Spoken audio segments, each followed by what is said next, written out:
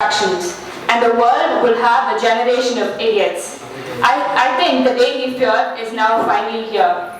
Good morning, friends. I'm Anjana Sudhakar from the Architecture Department, here to talk for the motion that technology is a double-edged sword. This is a question to all of you present here. Can any of you go without your mobiles for an entire day? I think it's a no, because judging by the fact that I myself will not be able to survive without an entire day. Yes, this is what technology has done to us.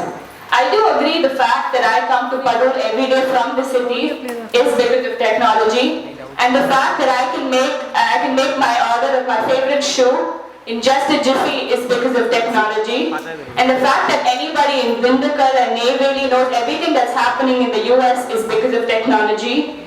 And yes, the very famous Korean song that all of us know has created a rage all around the world, the Gangnam Style, is also because of technology. But all of this at what cost? Don't you think is the cost of curbing our individuality, our creativity, and finally the big word called global warming? And all our doctors notifying us that we're becoming weaker by the day due to lack of physical activity. And yes, the introduction of a very fancy word called plagiarism that was unknown and unheard of 20 years back. I think all of us are aware about the Chernobyl disaster and the tsunami that hit Japan. These places have now become completely unusable. That is because of the radioactive contamination at these areas.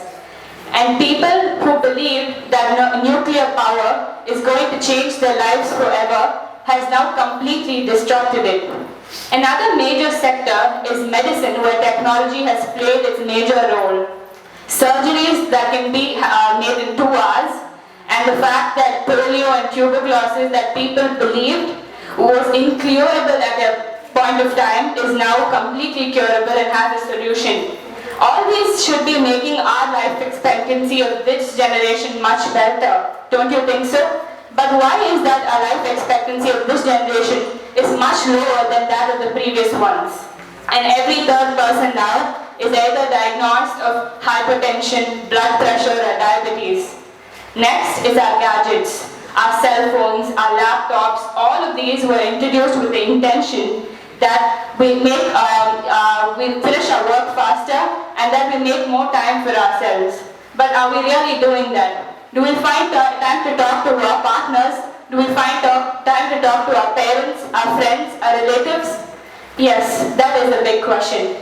It really seems like few years down the lane that technology would have developed so much that there would probably be an app that will read people's mind, and the whole concept of language will be wiped off from the world. As unbelievable as it may sound, it is very likely to happen. Let us all remember that technology should not control us, but we who make technology should be taking control over it.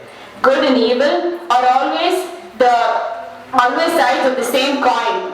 And I would like to conclude by saying that technology will always remain a double-edged sword. But creative use of new economic approaches to environmental management should help blunt its destructive edge and hone its capacity for good. Thank you.